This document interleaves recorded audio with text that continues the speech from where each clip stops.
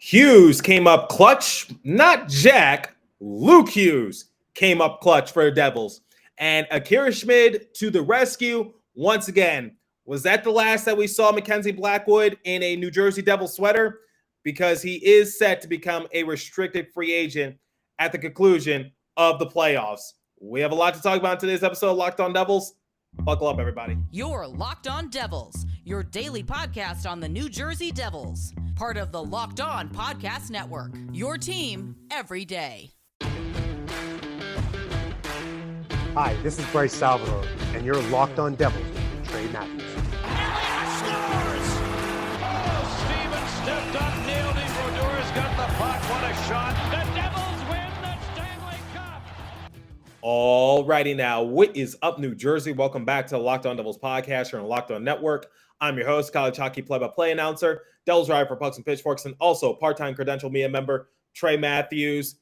That was one hell of a way to close out the regular season. But in the words of the late, great Kobe Bean Bryant, job's not finished. Job finished? I don't think so, because 82 games have come and gone. It is now officially the postseason.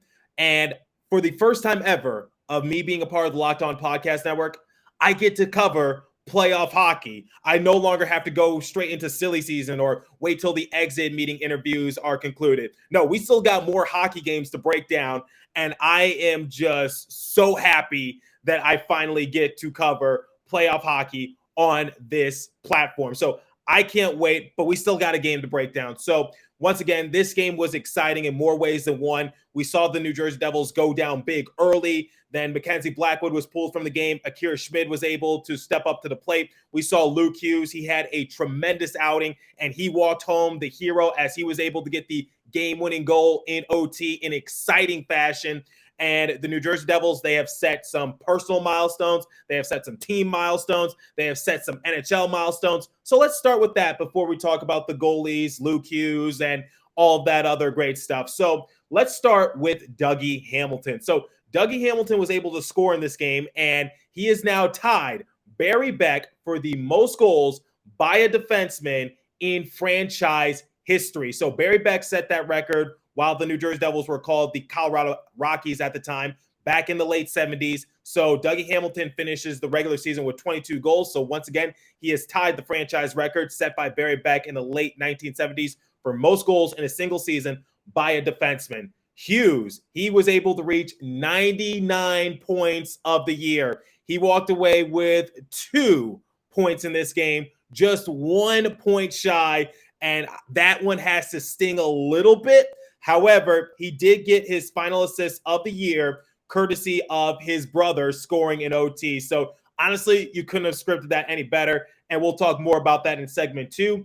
Hischier was able to reach 80 points this year. So a career year for our captain, Nico Hischier. A lot of people have said that the conversation of Nico Hischier and superstar, the ship has sailed in that regard. But quite honestly, I don't think Nico Hischier is being given the credit that he deserves, because he has had a big year and a big resurgence, because remember, COVID kind of derailed him. Injuries kind of derailed him. And now I know he, going into this season, he had played in 300 NHL games, so people were writing him off. But Nico Hischier continues to surprise people in more ways than one. Jesper Bratt, he has now reached 73 points during the course of the regular season. So Jesper Bratt, he bet on himself, and now he is looking for that lengthy extension, because I said one of the factors for Jesper Bratt to get that extension, he has to show that last year wasn't just a fluke. It wasn't just him trying to show out in a contract year. He is actually that good, that consistent, compared to Dougie Hamilton, Jack Hughes, or Nico Hischier,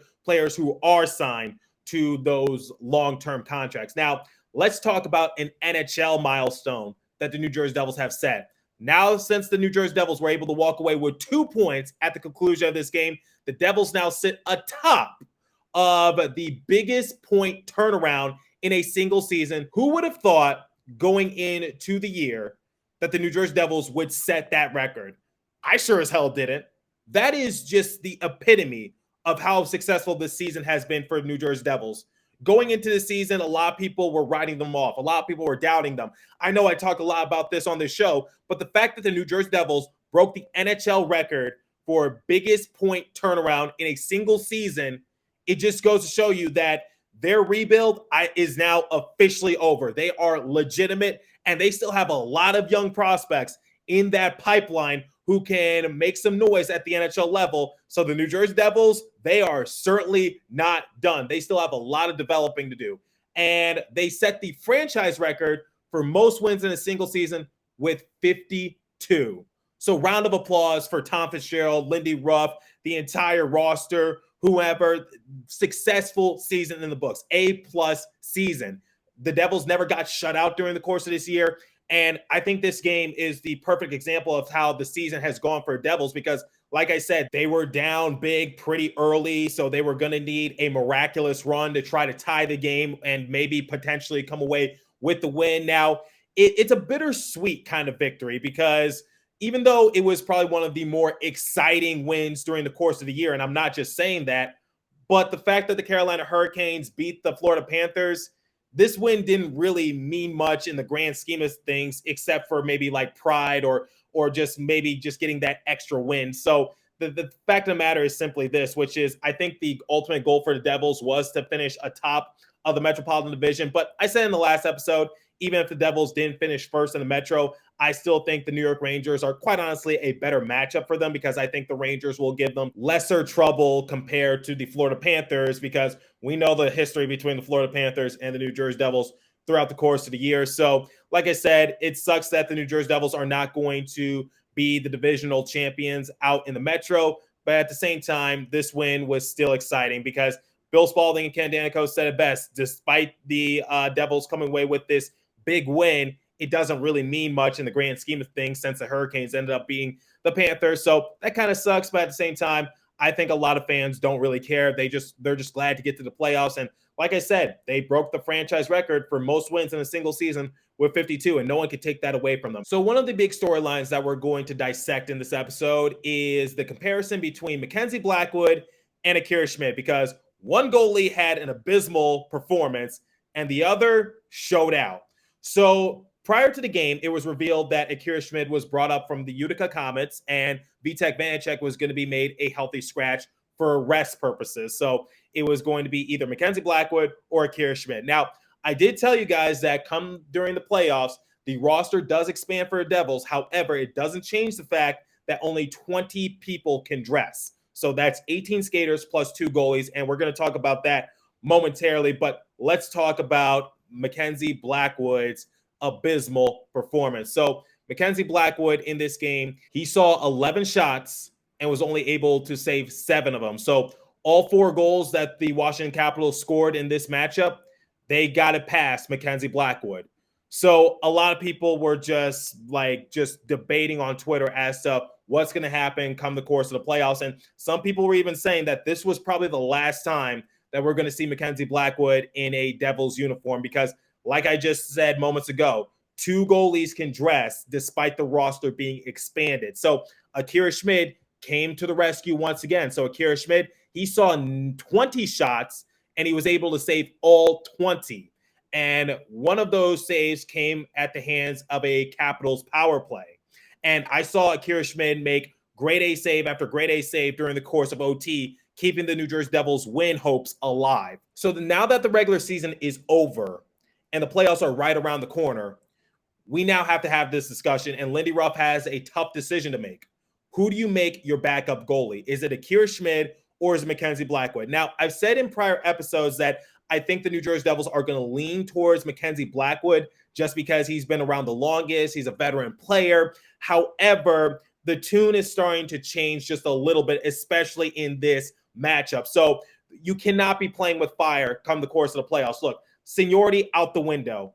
Everyone is 0-0 come the playoff time. And going into the playoffs, I think you have to ride the hot hand of Akira Schmid. So Vitek Vanacek is your starter. Akira Schmid is your backup. I think Lindy Ruff has to do that if he knows what's best for him. So look, I know Mackenzie Blackwood is one of the longest tenured players on the roster for the New Jersey Devils, but we got to put our feelings aside. The fact of the matter is simply this. Akira Schmid is a better goalie. Now, one of the reasons why I didn't want to put all this pressure on Akira Schmid is because having spoken to Akira Schmid a couple times in the locker room, he sometimes admits that during big moments or when he's called upon to do a certain task, he does get a little nervous. So I think that nervous energy can just crank up a little bit come during the playoffs, because we're putting him in a position that he's not really comfortable with instead of easing him into it. But I think Akira Schmid is ready, because once again, he was brought up at the last possible second before the game started, and he came in during relief, and the New Jersey Devils were already down big. They were down 4-1. So the Devils couldn't afford to let up any more goals. Now, here's the thing. When looking at the goals that the New Jersey Devils did let up, it is a two-way street. So there was one instance in which the Capitals went on a 2-on-1 advantage and unfortunately just left the Devils in a vulnerable position. There was another example in which Jack Hughes had a lazy turnover in the defensive end, and thus the Capitals were able to score with ease. So I know this is a two-way street. I know it's not always on Blackwood, but the fact of the matter is simply this. The Devils, it's not like they improved the tidiness of taking care of the puck when Akira Schmid checked into the game, but Akira Schmid was able to make those saves. He saw way more shots than Mackenzie Blackwood, and none of them went past him. Whereas for Mackenzie Blackwood, you can forgive one goal, you can forgive 2 goals, but 4 goals, come on, man. You're supposed to be like one of the go-to guys in net for the Devils, and the fact that you're letting up these goals, I just don't have trust in you anymore. I tried believing in you. I tried riding with you. But at the end of the day, it's the playoffs, and sometimes you do have to make the difficult decision. So I think the decision that Lindy Ruff needs to make is that you need to look at the numbers, and the numbers back it up, which is Akira Schmid is the better goalie than Mackenzie Blackwood, at least for this season. Because Akira Schmid, going into this matchup, he appeared in 18 games. He had a win-loss record of 9-5-2, a goals against average of 2.13, and a save percentage of 9.22. When comparing that to Mackenzie Blackwood, Blackwood has appeared in 21 games. He has a win-loss record of 10-6-2. He has a goals against average of 3.04 and a save percentage of 8.99. So look, Blackwood has been solid, and he has his moments. And I know, like, I can't reiterate this enough. Sometimes the circumstance is not on entirely his shoulders, but at the same time, when just looking at this game, it was a tale of two cities. It was a tale of two halves. It was a tale of two different games, and Akira Schmid had the better game and was able to keep the Devils in the game and help them amount this comeback. So once again, like, look, I respect that Mackenzie Blackwood has been on the team for a while, but you got to go with Akira Schmid during the course of the playoffs. I'm sorry, but that's the facts are there. Akira Schmid is the better goalie. He might be younger. He may have less experience, but I have more faith in Schmid compared to Blackwood. So that's my stance in regard to Mackenzie Blackwood and Akira Schmid. You got to go with Schmid. Now, I want to end the goalie talk discussion on a bit of a high note. So courtesy of MSG, they highlighted the improvement in terms of stats for the New Jersey Devils in between the pipes. So last season, the New Jersey Devils were second to last in the NHL for slot save percentage in the 31st position. This year, they ranked 14th. Inner slot save percentage, they ranked 31st, second to last once again. However, this year, they've improved to 12th. Team save percentage, 32nd, dead last in the entire league, and they have improved to 11th. So the goaltending has gotten much better, and Mackenzie Blackwood, I'll say this, he's had his moments, he's had his games, and sometimes he doesn't get any goal support, and sometimes he's just very unlucky. But at the same time, I think you have to accredit most of those numbers to Vitek Vanacek and Akira Schmid. And plus, Mackenzie Blackwood has been injured not once, but twice during this year. So, and who steps up their game in his absence? It's Vanacek and Schmid. So, once again, just wanted to end the goalie talk on a bit of a high note. All right, let's talk about Luke Hughes. What more can I say about the Hughes family? Right now, they got to be on cloud 9. They got to be celebrating. They got to be popping champagne, whatever the case might be, because they have 3 successful brothers in the NHL, or 3 successful kids in the NHL, because I'm talking about the parents in this case. But Luke Hughes in this game, not only did he get his first career NHL point, he was able to get his first career goal when it mattered most in overtime. So we'll talk about the overtime goal momentarily, but let's talk about his secondary assist on Eric Halla's goal. So Ken Danico broke it down when they were showing the replay, which is you see that Luke Hughes had possession of the puck. It goes out into neutral zone, and you just see the skating ability. You see the stick work of Luke Hughes. He's not losing his composure. He's not losing his balance. He is like cool as a cucumber, and he's able to maneuver it up ahead to try to set up Sharon Govich. Sharon Govich passes over to Hala, and Hala just has a beauty of a shot and was able to go, like top shelf on Kemper. So the offense execution overall for Devils was actually pretty good, even if they weren't translating it to goals early on. And Ken Danico said it best, sooner or later they were going to find the back of the net. But going back to Luke Hughes, it was just a great sequence of events for him to pick up his first career point. So once again, he's just looked very comfortable out there. And we'll talk about that soon, but let's talk about his first career NHL goal. So it's in overtime. It's 4-on-4. The Devils originally were supposed to be in the power play, but then Dougie Hamilton goes to the box. So it's 4-on-4, like I just said. Luke Hughes had a beauty of a look. Unfortunately, Kemper was able to knock it away initially, but he stayed with it and was able to go behind the net and just shoot the puck on in. And it just went in and out of the net. And thus, he scored in overtime and walked away the hero. Luke Hughes is just amazing. And for that person who tweeted out saying that people are just going to have to accept the fact that Luke isn't good, your tweet just continues to age like sour milk by the day. Luke Hughes, in the words of Jersey Joe, is good. I have to censor myself because I don't want the network to come at me. But Luke Hughes, just amazing outing, and he just looked very comfortable out there. So something that a lot of people don't realize is that Luke Hughes actually had the second most amount of time on the ice amongst the defensemen, and only ahead of him was Dougie Hamilton. Speaking of which, Dougie Hamilton and Luke Hughes were paired alongside each other as the game progressed. So Luke Hughes was getting some reps on the top defensive pair with Dougie Hamilton, who, like I just said, tied the franchise record for most goals by a defenseman in a single season. So that was great repetition by Luke Hughes. Now, a lot of people are probably wondering, does this mean that Luke Hughes might start during the playoffs?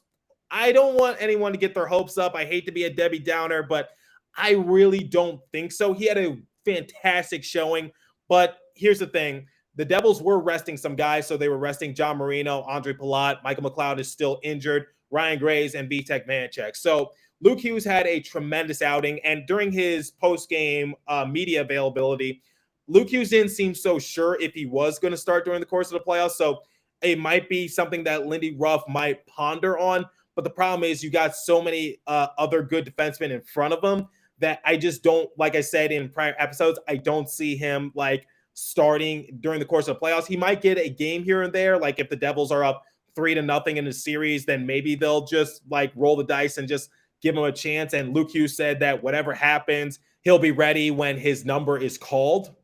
But at the same time, he didn't seem too sure because the question was like, how exciting is it going to be to watch Jack Hughes during the course of the playoffs? So I think Luke Hughes is not going to be given a rep during the course of the playoffs. However, this game was just a statement game for Luke Hughes because he just looks so comfortable out there. So whether he got the assist or whether he got the goal, whatever the case might be, he just looked so relaxed and he looked like he knew what he was doing. He was just handling the puck beautifully. He was skating well. He was able to keep offensive possessions alive.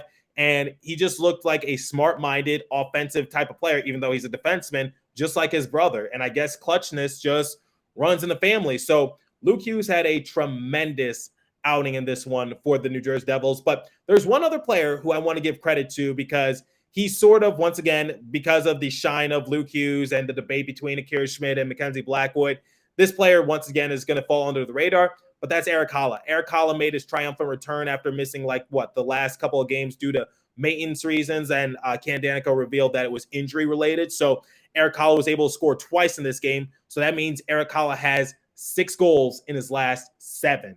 So that is just amazing from Erik Haula. His defense was always there, but his offense is starting to pick it up at the right possible time. So your apology to Erik Haula needs to be just as loud as your slander. But my MVP for the game, obviously, I'm going to have to go with Luke Hughes just because of he didn't have much time to adjust, and he looked very comfortable out there, and he just looked amazing. And once again, Darcy Kemper was just on one, especially early on in the game.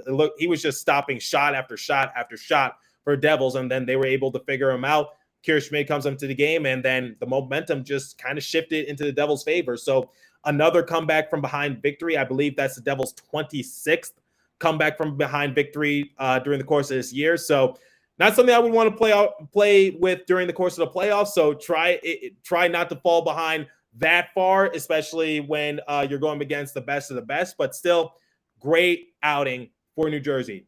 Now, before I compare the stats and give the Devils a letter grade, I want to tell you about Game Time because the playoffs are right around the corner. I know tickets can be expensive, but forget planning months in advance. Game Time has deals on tickets right up to the date of the event. Get exclusive flash deals on tickets for football, basketball, baseball, concerts, comedy, theater, and even hockey playoffs. So the Game Time guarantee means you'll always get the best price if you find tickets in the same section and row for less. Game Time will credit you 110% of the difference. Game Time is the place for the last minute ticket deals. So get images of your seat before you buy so you know exactly what to expect when you arrive. Buy tickets in a matter of seconds, 2 taps, and you're set. Tickets are sent directly to your phone so you never have to dig through your email. So download the Game Time app, create an account, and use the code LOCKEDONNHL for $20 off your first purchase. Terms apply. Again, create an account and redeem code LOCKEDONNHL for $20 off.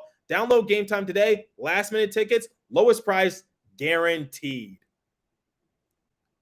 Okay, so before I compare the stats, I want to give a shout out to a guy who also returned from injury after missing like a month or so, and that is Curtis Lazar. So you guys know I'm big on Curtis Lazar. I think he can provide that grit. He can provide that physicality. He can provide that aggression, and he showed it in this game when he went toe-to-toe with Rasmus Sedin. So what happened? Well, got tangled a little bit. I think Hala broke his stick, and as a result, they both go crashing into the boards. Sedin drops his stick, and Lazar picks it up, and Sedin didn't take much exception to that. So he started to tussle with Lazar, and Lazar just body slammed him onto the ice. Unfortunately, Lazar did get a 10-minute game misconduct, so he was essentially ejected for the rest of the second period. He did return in period number 3, but still, that was pretty entertaining to see. And the penalty was like using an opponent's equipment, and that is such a rare penalty. Quite honestly, I even forget that's in the rule book, but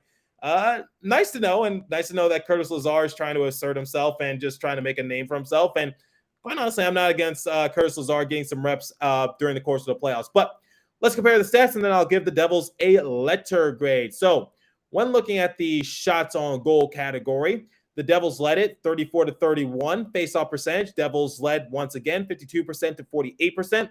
Power play, Devils were 1 for 2, thanks to Miles Wood. So shout out to Woody once again for scoring. And Tomas Tatar, he was able to get the assist because Tatar had the one-timer. Wood redirected it on in. So re-signed Tomas Tatar. Power play for the Capitals, 0 for 1. Hits, 19-16 in favor of the Devils. Blocks, 19-7 in favor of the Capitals. Giveaways, Capitals led that department, 10-5. So if I had to give this game a letter grade, I don't want to give the Devils an A because they did go down fairly early, and you could put the blame on Mackenzie Blackwood, but the people in front of them weren't really on their game either. So like I said, when it comes to goalies letting up goals and just the score being what it is, it's a two-way street. So I'm going to give but the Devils did amount in a miraculous comeback. It was an exciting game to watch, and they did the impossible. They achieved a lot of personal milestones, team milestones, and also NHL milestones. So I'll give the Devils a B+ in this game. They deserve a B+ because, like I said, they amounted the comeback. It was an exciting win. It was an exciting outing. And Luke Hughes, he came to play, and he put the world on notice, which is something the Devils have been doing throughout the course of the year. So let me know what you guys think. What did you think of this outing for Luke Hughes? And do you want to see him during the course of the playoffs? Do you think he has earned the right to play during the course of the playoffs? Because once again, keep in mind, there were some key players who were healthy scratches for rest purposes. And also, I'm curious to hear your guys' thoughts. Who do you want to be the backup goalie come the playoffs? Mackenzie Blackwood or Akira Schmid? Leave a comment down below if you're watching on YouTube. If you're listening on podcast streaming service, hit me up on my personal Twitter page at TreyMatt4 or the show's Twitter page at Locked On Devils. As for today's episode, that's all the time I have for you. So continue to stay safe. Have a wonderful day, New Jersey. Go Devils. I'll catch you guys in the next episode. Thanks for listening once again.